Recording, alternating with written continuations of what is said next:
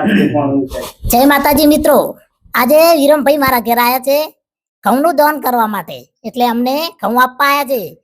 એટલે મિત્રો એમને ભગવાન ઘણું આપે અને આવું આવું દાન તમે પણ કરતા રહેજો.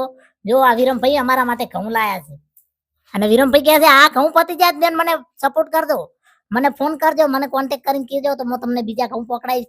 જો મિત્રો બેનો મળશે પણ આવી બેન નહીં મળે, આવો પુણ્યનો દાન છે.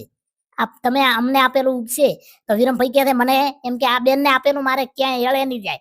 એટલે પોતે ખાસ મને સપોર્ટ કરે છે અને આવી નવી મદદ તમે પણ મને સપોર્ટ કરજો મિત્રો.